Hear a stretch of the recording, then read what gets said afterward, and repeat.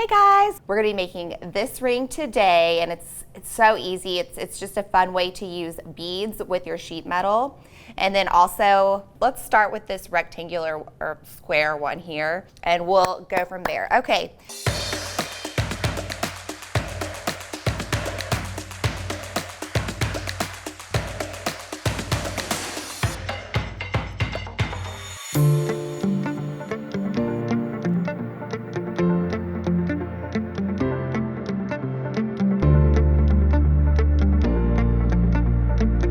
Sheet metal, we have 3 different SKUs, and we've got this copper alligator, we've got the brass alligator, and then there's also a brass flower.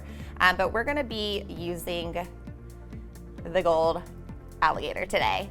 Okay, and then also I'm gonna be using my stencil again. You can just buy these at any craft store. They're just basic, well, not any craft store, but just a regular old stencil. So for the ring, we're gonna be using this. It's a 3/4 inch square. And yeah, that's it. So I'm gonna trace that with a magic marker, permanent marker, on the back of my sheet. And you just put your stencil over it. Trace it. And then we can grab our shear, which is here. I'm gonna take the top off here and slowly just cut out this shape, and you just go little by little. Be very careful not to hurt yourself. Just going slowly on that square, and then we're gonna turn it and go this way. Of course, you can work straight on the edge of your sheet metal, but I'm just getting a little bit away from the edge because I think it gives me a stronger square. Okay, so just slowly line it up.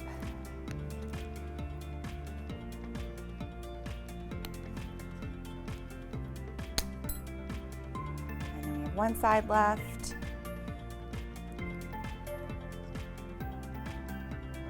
Line it up and slowly just cut. Okay, so now we need to file the corners. I brought my flat file again. I looked in our inventory and I didn't see any files, but we occasionally have them. So this is just a flat file, and I'm gonna go corner to corner just like we did yesterday and just curve them a little bit. Sometimes people will use their flush cutter or their shear to almost pre-round the corner so that it kind of edges it. I mean, it just gives you a heads up on the filing, but I'm just gonna go straight to the piece, and you just go around the little corner. Be very careful, these are sharp. And I just go back and forth. A lot of people go one way with their file, but this is such a small piece that I just like going back and forth. And then I'll also do like the front and the back of each corner just a little bit. And then you just test it out. So you just turn it, you do that to all 4 corners.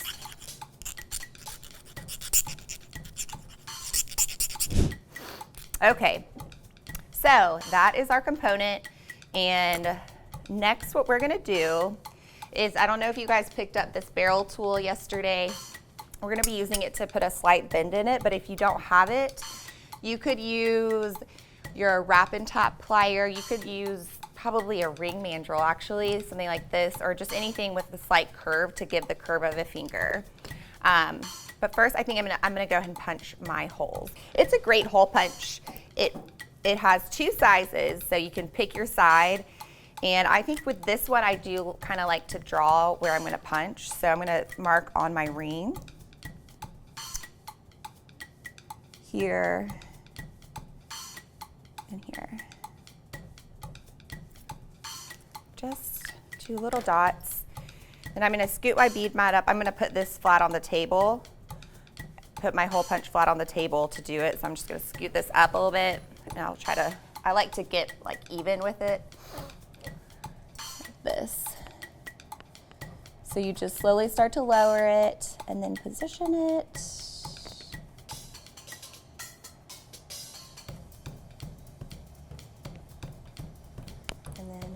Once you get it in place, just punch. And then unscrew it. This is the 1/16 inch hole. I'm not sure what that is in millimeters. Okay, same for the other side. Oops.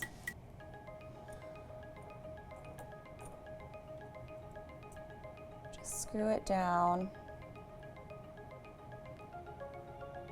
Okay, and then go all the way.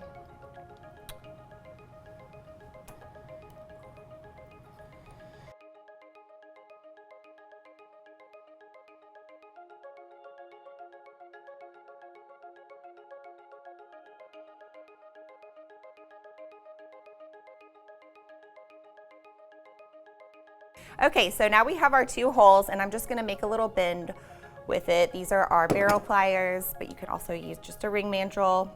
And these are so awesome because you can grasp the edge of the component and just bend it like this. And it kind of holds it and bends the very beginning of it. It's a very subtle bend, but that's what I used these for yesterday, and I thought it was just a really nice subtle bend. And now we can get our wire and wrap it straight through. So this next part's really easy. I'm just gonna grab some 20 gauge wire and put it through the holes. Bring this component up to the middle. You know, this would be a really cute button on a leather bracelet too. Kind of reminds me of one we used to carry. So I put my wire through the middle, and there's a little bit of an arch, so I'm just gonna push that down onto the table just to kind of get that wire to almost flatten out, plateau or something like that. You could use a plier if you want it to really go. There we go. That feels good. So I just took my flat nose and grabbed the whole thing and pressed that wire down to get the arch out of it. Then you just stick it on your ring mandrel, roll it over here, and I'm gonna work on the size 9.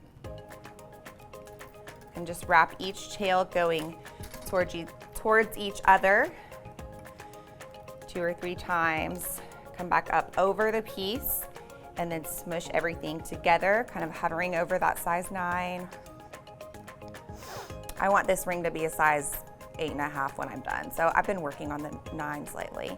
Now we just do the little rotation. We're gonna helicopter this once, twice, 3 times. And then take it off of our mandrel. Just try to keep everything together. And then we will make our little side coils. This is just a basic wire wrapped ring, just using this component. So then you just wrap your coils, push it through, pull it around. And I really, you know, lately I've been using my tools to get that wrap really tight. Get it around 20 gauges.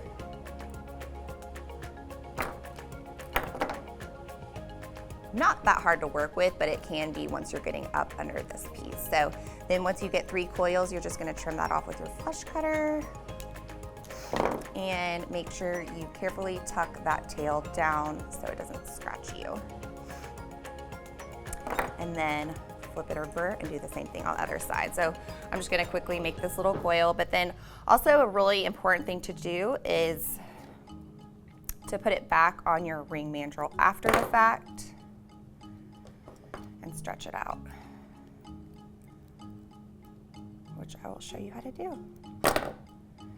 And then I will show you the variation that uses the pearl bead that I'm really excited about. Sorry, this component's really kind of hiding my coil, but okay. So when you put your ring back on the stick, I think it's easier if you don't have it in your ring vise. So I'm gonna leave that one there and use this one, and you just put it on your ring mandrel. And like if you see, I just stuck it there, and it's probably on a size 5, which is way too small for me. It's on a 6 actually. So you're just gonna scooch it down and then flip it over and scooch it down again. No, thank you, I'm good. Thanks, Andrew. So that actually shrank down quite a bit. If that happens to you, you can use your hammer to kind of loosen it up. But then there you have it. So that's a really cute basic, I've got my other rings on under that, but a basic button ring with sheet metal. And just really cute, really, really easy. So if you want to take this a step further, you can add a bead. And I thought these coin beads were great. We still have a lot of these sets, but you may have a coin at home that you can use, and I'll measure these coins. I think that they're 12 millimeter.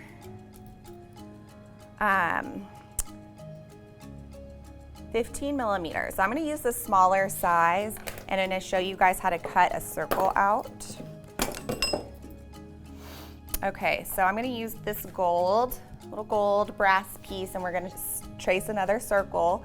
I'm gonna use the 7/8 inch circle stencil, and I'm gonna have to dodge this stencil that I've got on here, but I think that'll be okay. Here we go. All right, so where's my marker? Here we go. Let's trace it. And now I have my stencil. Okay, so we will get our shear back out and slowly, hopefully I can do this. I think circles are the hardest thing to cut. Just curved lines in general with the shears, but if you just kind of go little by little, you should be good.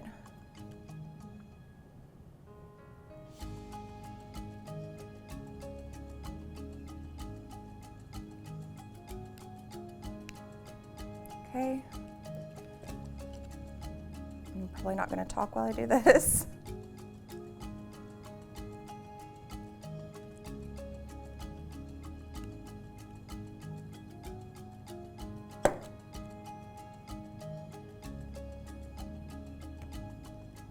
And if you need to, like here, I'm just gonna cut that excess off so that I can get around it better. Kind of wiped away my stencil, but you can see it enough.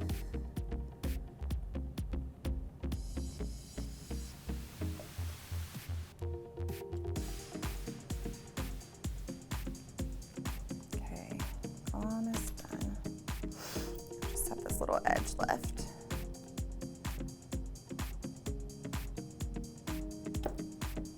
Okay, so that looks pretty good. Then you can flip it over, and you can usually see like if there's anywhere that you need to refine, like probably over here for me, but I don't know, maybe right here. I might try to get that little tiny sliver off.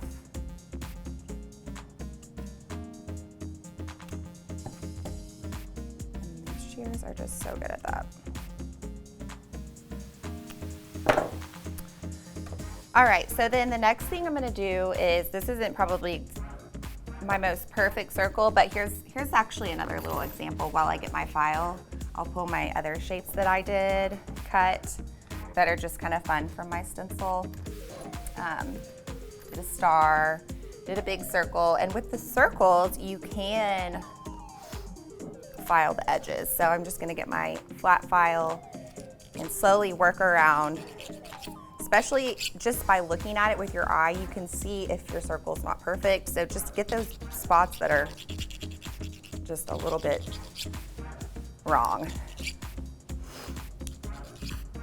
think you'll be able to see.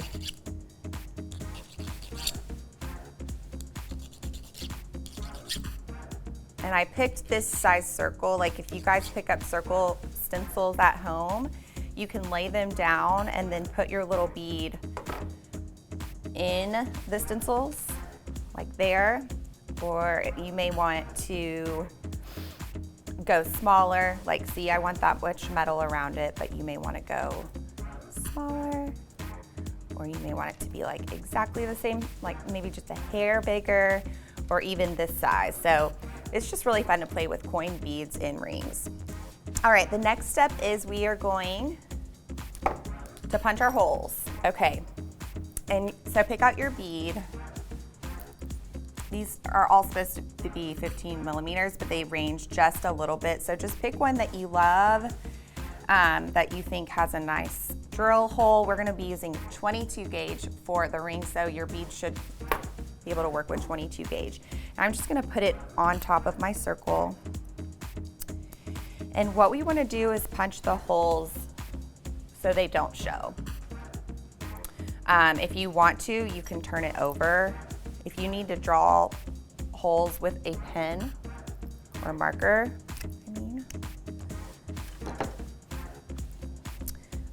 these are drilled side to side, so just, you know, go maybe like 3 millimeters in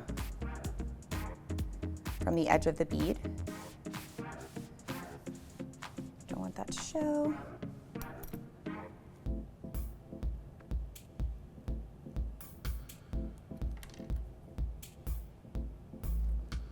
Okay. And then now we're gonna punch these holes again. So where's my little hole punch? Okay, perfect. So we're gonna just line those up, punch our little holes. It's like easier to just kind of get it started, and then once you're close to the blank, to the metal, you can readjust it right before it's stuck.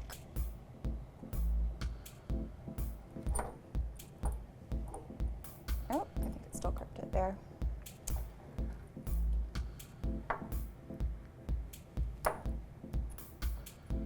Okay, and then release, and same with the other hole.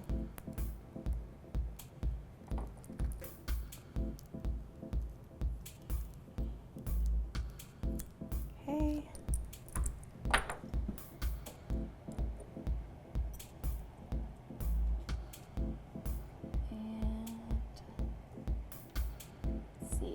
Towards me just a hair. That looks good. I'm gonna turn it this way. Okay, we're through. All right, so then you just release it from the punch. And then we will be grabbing our 22 gauge wire. Oh, actually, okay, so this is the dapping block that I brought from home. This is the Impress Art one, and it's cool because it has lots of different dome depths, if you will. It's like a cube, so it's really, really cool if you like the look of the curved metal. So just put your piece, and we're gonna actually be dapping it out. So texture side up, yeah. And then I'm gonna use this nylon side on it. And I use my rawhide mallet for this. I think you can use like an actual hammer, but I'm not doing a ton of, this is really soft metal, so.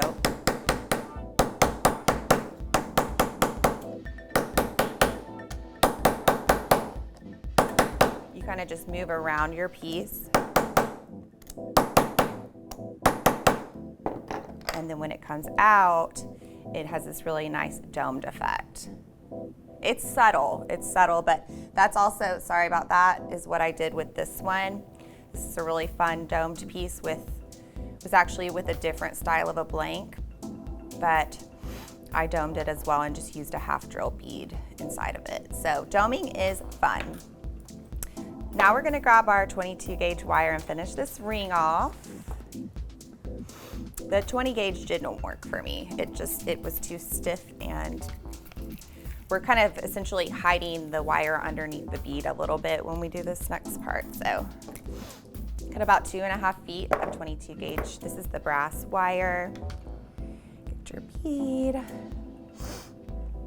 and put it to the center. Move some of the stuff away from me, and those sharp metal pieces are kind of scaring me. Okay.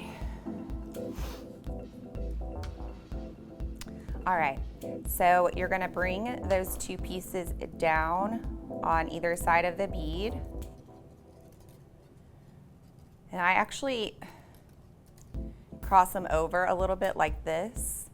and then we're gonna stick them into the holes of the button. So it just kind of creates a little triangle or something like that. Go in through the top of this piece. And then this step, I hope I can translate it, but it's almost like you're doing a little dance with it. Like you want it to go down perfectly even into the center of your piece. And you're almost just pressing it and pulling the strings at the same time, pulling the wires at the same time. I don't know if you can see that. Then again, you also want it to be centered. So you just kind of have to do this little push-pull until it gets just in the right place. If it feels good to you, you can actually grab a plier. I'm gonna try to straighten this back out a little bit and do a bend. Like if you wanna just straight up do a bend in the wire where your holes are, that works too. But I think it's just easier to do the little push-pull dance.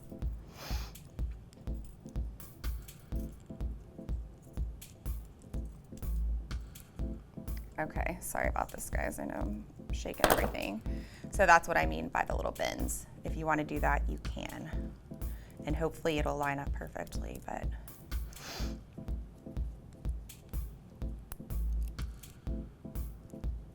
See, once you get it through the holes and pull them tight, then it just kind of goes right there. And this may be slightly off center, but I'm hoping that once I finish my ring part of it, it'll sit just right where I want it to, based with like the wraps behind it and everything. So this is the back, this is the front. You could also use this as like an earring connector or a necklace at this point, but now we're gonna take it to the ring mandrel and work on the size 9 again. I'm just gonna take it, set it on the ring mandrel over here with this awesome new sheet metal. So I'm gonna wrap, since this is 22 gauge, definitely gonna wrap it an extra time to make the band solid, stronger. One more time with both pieces, and then we'll come across up here. So then you wanna cinch all those together. And once again, we'll do our little rotation up underneath the piece. 1, 2, 3. And that feels about as long as I can go. I need to keep this to make my coil. So now we're gonna slide it off of the mandrel. Yes. This wire is so great because there is no plating to worry about. You can rough it up, you can slip it through these sharp metal holes and no plating will come off. It's amazing. So now we're just gonna make our tight coils, and you have to slide it, try to get it up underneath that component as close up there as you can. Start off really tight with your tool to help you pull it, pull it around, and just do 3 loops.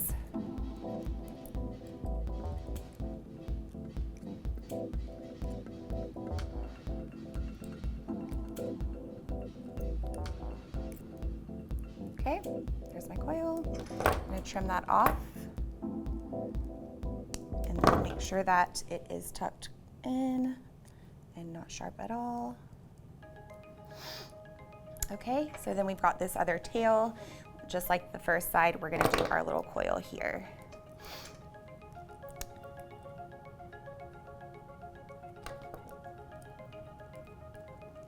And if you can get it, it kind of disappears if you can get it up underneath that disc.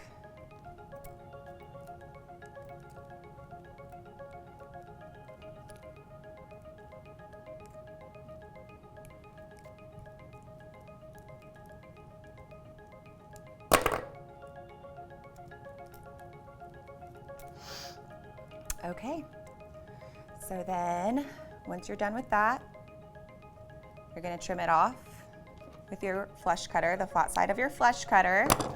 Make sure you tuck that in nice and strong. Don't want it to pop out and cut you. And then of course, with this one, you're gonna want to go back onto your ring mandrel, and, or at least I like to, go back in and shape it. Make sure the band is nice and round. Make sure it's the size that I'm going for.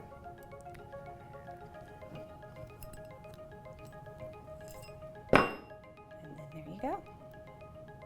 Whoops. There you go. If you need to pick up any of the tools or supplies we used today, check out the links in the description below. And while you're there, don't forget to let us know what kind of jewelry you like to make or what you'd like to see. Don't forget to like, subscribe, and ring that bell to be alerted for every new demo. Thanks.